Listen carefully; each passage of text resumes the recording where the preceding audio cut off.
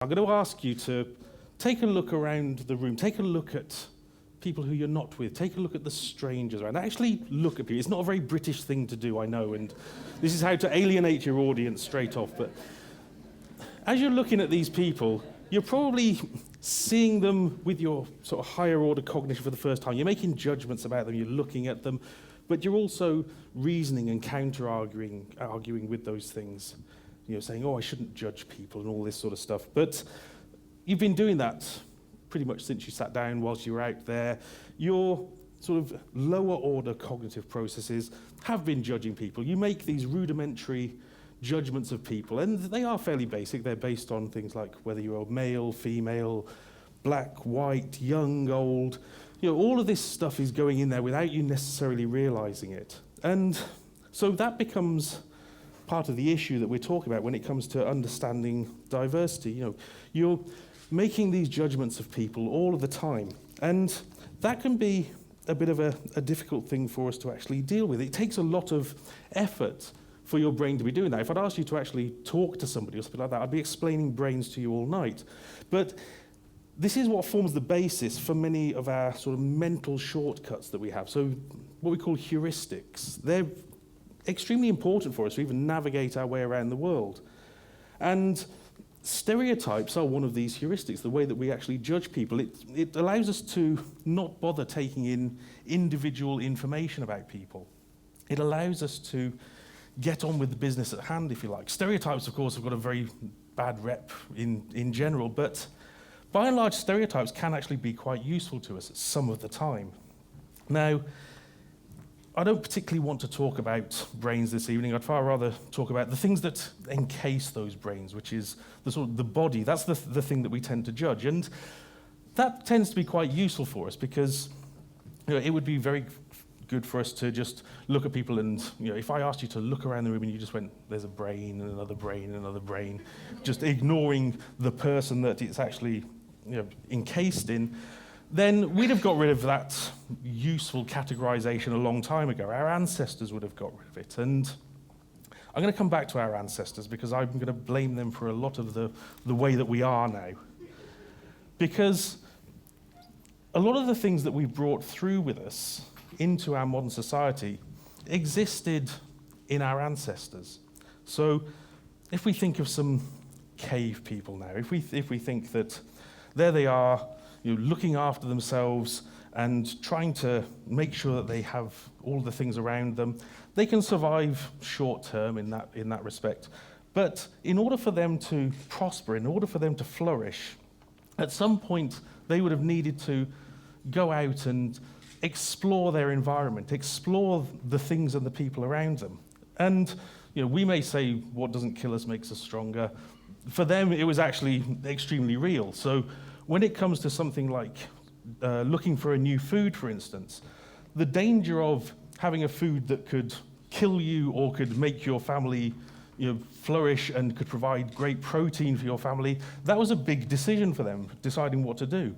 The same when it came to dealing with people. So if they went out and they found different people who maybe a different tribe or a different, in a different cave, for instance. It was quite a small thing, I would imagine at the time. I wasn't there, but I'd imagine that's the way it was. If they were to approach those people, there are dangers that come with that. There are extreme dangers. It could be that these people could attack them. They may carry diseases that would be dangerous to them. They may bring disharmony if they were to gather together and form a group. But the potential that was there for them to bring in new skills, new abilities, to make the group stronger, that was a benefit. And that ability to diversify, that ability to actually take that risk was a major one for people to actually explore. Now, that's a long time ago. We've now come into our modern society with all the fantastic things that we've got, but by and large, the brain that we had back then is still the brain that we have now.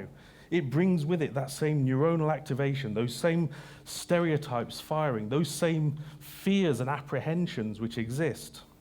And of course, whilst back then many of the cavemen would wander around, approaching pretty much everything with a pointy stick to prod at it to make sure that it wasn't going to be that dangerous, that's not something that you want to particularly be doing in our modern society. So how do we actually deal with this issue of being able to deal with these same fears and apprehensions and stereotypes existing, but realizing that in the interaction that I'm actually having, whether this person is male or female, whether they're a different race or culture from me, actually isn't important to that interaction that I'm going to have with them.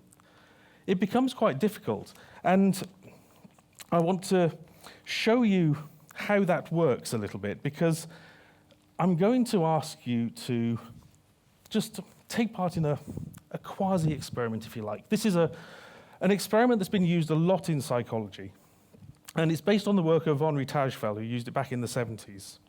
Now, imagine if outside this room, before you came in, I had asked you to make a judgment of how many sweets there are in this jar. And basically, you'd had a go at it. So you'd had a good go at saying how many there are. And I told you that you were either an underestimator, so you underestimated the amount, or you were an overestimator. You'd overestimated the amount of sweets in here. And what I'd done was, I don't even have to actually use the number that you gave. I could just randomly allocate you to the underestimators and the overestimators. When you came into this room, I sat all of the underestimators over on this side and all of the overestimators over on this side of the room. So you underestimate sweets, you overestimate sweets. Can you feel the difference between you at the moment? Look at them over there with their overestimating abilities. Hopefully you're not feeling that, because we didn't do it. If you are actually feeling that and a fight breaks out between you later on, then I'm going to write that up, take pictures and all sorts of things. But that seems like a really stupid reason to base a group on, doesn't it? That you would overestimate or underestimate the number of sweets in a jar. Who would possibly base a group on that? Well, this has been done in a number of different cases. So sweets in a jar, dots on a screen, favorite abstract paintings, for instance. All of these things have been done, and you find that as soon as you tell people they're in one group, they will allocate resources more favorably towards that group. They will show more favorable judgments towards that group as opposed to the other group. That's quite scary. And it's called the minimal group paradigm. And the basis behind it is simply that if we are given almost any reason to divide ourselves into a group, then we will favor our in-group. And that provides a real problem for diversity, because what that's suggesting is that actually we don't particularly like diverse things very much. We like our own group. We like the things that are like us. That's quite a scary thought, isn't it? I like the things that are like us because those people must be like me, and I quite like me. It's a bit of self-protection. But how then do we get people to actually work with each other? If they have this preference towards their own group, and we see this from children all the way through up until an older age, that's a real problem for us. Now, there are certain things that we can do. We can go down a couple of extreme routes, as people have done. We can say that every single person is an individual. We can say, let's forget about any form of groups and let's treat people as individuals. It's a nice idea, but it then comes across this problem, which is that we do stereotype, we do categorize, and it's quite difficult for us to avoid that. And so, whilst it's a good idea, it's not one that we're particularly psychologically and physiologically set up for. We can then go to the other extreme, which is let's talk about this huge group called people. But again, that's not necessarily a particularly good thing. We know that if we want to create that group, what tends to happen is that the most powerful group tends to decide what that group looks like. They decide that people assimilate into it. And would we particularly want that? Would we want to lose the rich diversity which exists through all of these different groups that we have? One of the things that we know works to a certain extent is for us to be able to think about the difference between groups. What do I mean by that? I mean actually recognizing the difference, but using it in a positive way. So Here I am, middle-aged white male. Females are different to me. People who aren't white are different to me. That's not something that we should be avoiding. That's something that we need to be using. That we should be recognizing these differences and actually using the positives that come out of those things. But that takes effort because we have these initial categorizations going on. We have these immediate thoughts where we recognize differences between people. And we like the automatic. Humans are lazy, basically. We like to go for things as automatic as possible. To be able to take a couple of seconds when we recognize the difference between us to say, actually, okay, I'm a male, that is a female. What are the positives that can come out of that? What are the different things that we can actually bring together?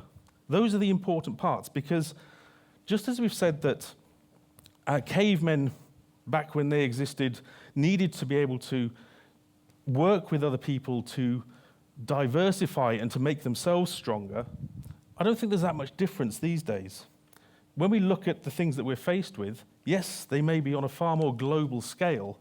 It may be that we're talking about not just looking after ourselves in our little isolated periods, but actually talking about things on a global scale. If we think about the changes that are occurring with regards to population and with regards to food sources and things like this, we can't afford to shrink away into our little caves in the same way that those cave people that hid in their caves would have died out.